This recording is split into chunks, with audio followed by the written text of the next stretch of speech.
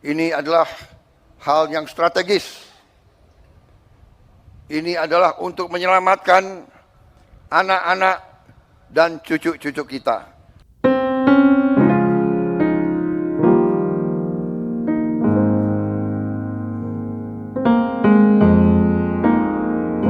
Di tengah gemuruh kampanye politik, sebuah janji bersinar terang, makan bergizi gratis untuk seluruh anak Indonesia. Program ambisius ini bukan sekedar janji, melainkan visi besar untuk memutus rantai stunting, mengukir generasi emas, dan menggerakkan ekonomi lokal. Prabowo Gibran menjanjikan ini, dan rakyat menyambutnya dengan harapan. Ratusan triliun rupiah siap digelontorkan untuk masa depan anak bangsa.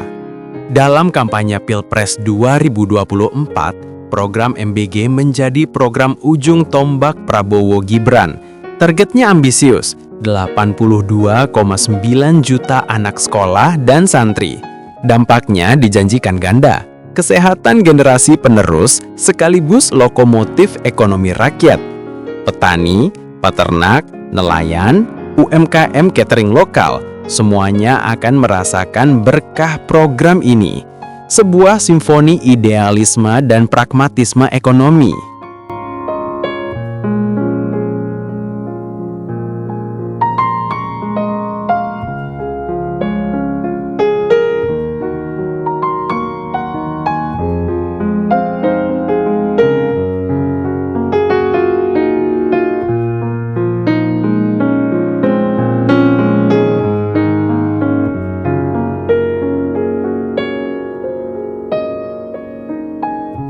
Secara historis, ide ini terinspirasi dari program serupa di Jepang, India, dan Brazil, di mana makan siang sekolah berhasil menurunkan angka putus sekolah dan meningkatkan prestasi belajar.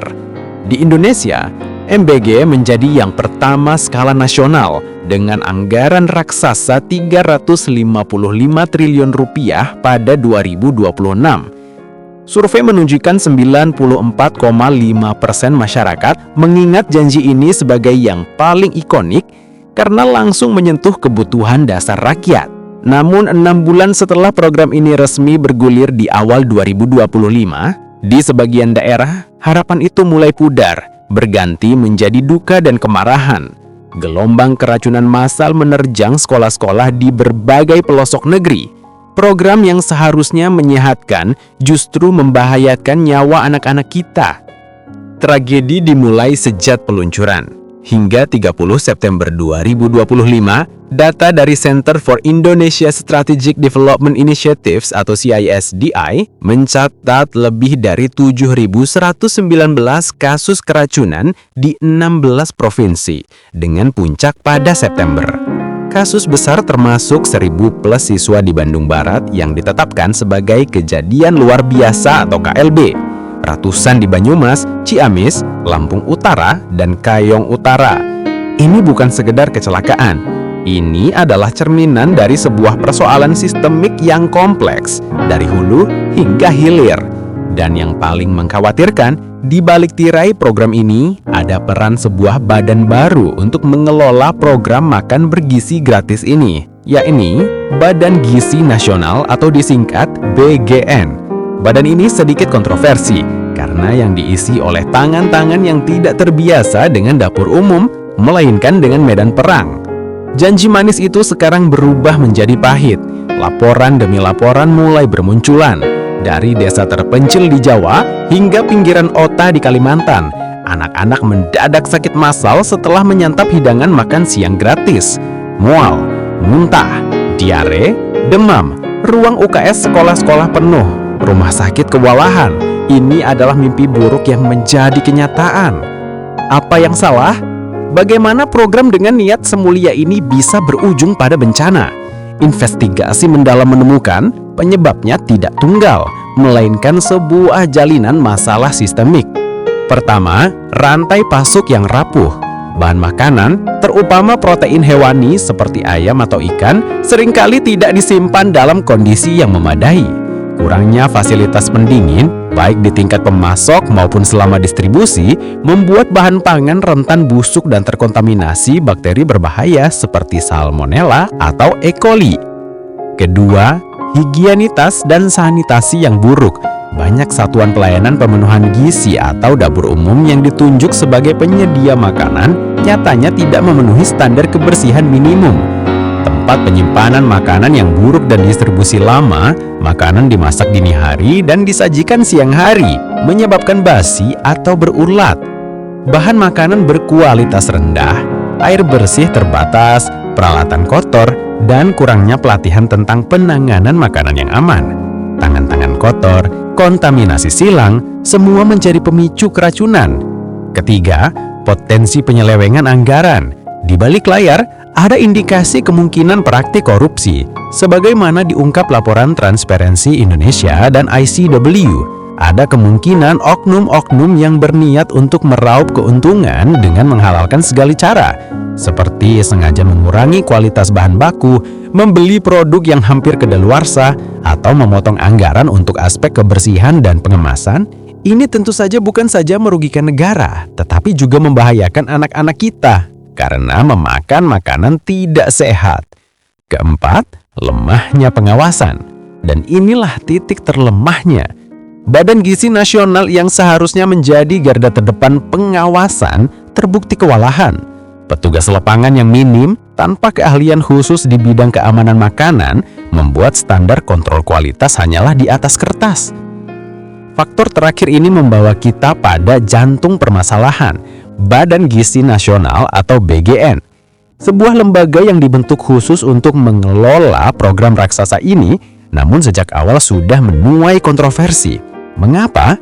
Karena di balik meja-meja strategis BGN, banyak posisi kunci diduduki oleh purnawira TNI. Pemerintah berargumen, pendekatan ini didasarkan oleh keinginan menghadirkan disiplin, efisiensi logistik, dan pemerataan distribusi layaknya sebuah operasi militer. Sebuah program dengan skala besar membutuhkan komando yang jelas dan tangan yang tegas. Namun, program gizi anak bukan tentang mengamankan perbatasan. Ini tentang biologi, kimia, kesehatan masyarakat. Ini tentang nutrisi, dan disinilah titik kritisnya. Kelemahan dan ketidaksesuaian kompetensi. Keahlian substantif yang hilang. Purnawira TNI, betapapun hebatnya mereka dalam strategi militer, bukanlah ahli gizi, dokter, ilmuwan pangan, atau pakar sanitasi. Keputusan krusial tentang standar gizi makanan, keamanan bahan baku, atau metode pengolahan beresiko dibuat tanpa landasan ilmiah yang kuat. Pendekatan kaku.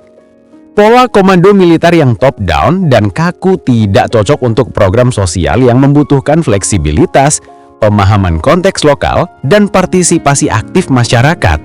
Kebutuhan gizi di Papua berbeda dengan di Jakarta.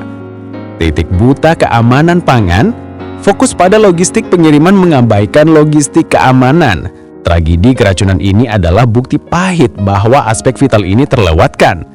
Prioritas pada distribusi cepat tanpa didukung pengetahuan mendalam tentang keamanan pangan adalah resep bencana. Akuntabilitas yang buram. Penempatan non-sipil di lembaga sipil dapat mengaburkan akuntabilitas dan transparansi, membuka celah bagi model pengadaan yang kurang kompetitif dan rawan korupsi. Mengelola gizi adalah ilmu, mengelola pangan adalah ilmu. Anda tidak bisa menyamakan distribusi logistik tempur dengan distribusi makanan untuk anak-anak, di mana setiap bakteri kecil bisa menjadi ancaman serius. Kita butuh ahli, bukan sekedar komandan.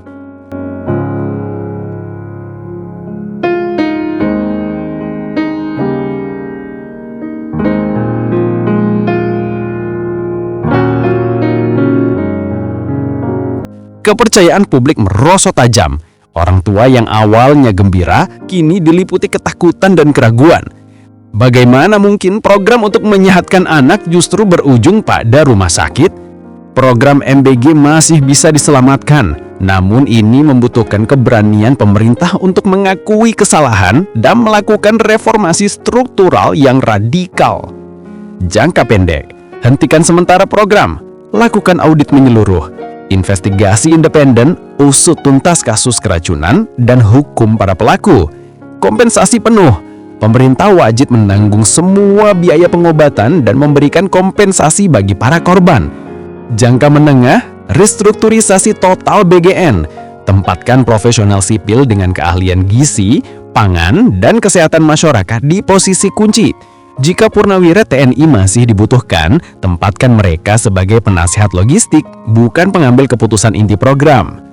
Desentralisasi dan libatkan lokal. Berikan kewenangan dan dana lebih besar kepada pemerintah daerah, sekolah, serta komunitas lokal PKK atau UMKM lokal untuk mengelola dan mengawasi langsung. Merekalah yang paling tahu kebutuhan dan kondisi di lapangan. Standarisasi wajib, terapkan SOP ketat untuk higienitas, sanitasi, dan keamanan pangan dengan sertifikasi wajib dari Dinas Kesehatan setempat. Jangka panjang. Integrasikan program MBG dengan program ketahanan pangan lokal.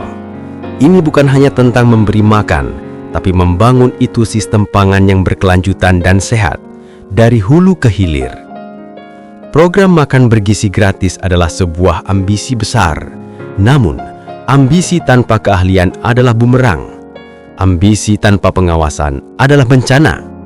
Dan ambisi yang mengorbankan keamanan anak-anak adalah kegagalan yang tak termaafkan. Pemerintahan Prabowo Gibran kini dihadapkan pada pilihan melakukan reformasi mendalam untuk mengembalikan kepercayaan atau membiarkan program andalan ini dikenang sebagai monumen kegagalan, di mana harga sebuah makan gratis dibayar dengan nyawa.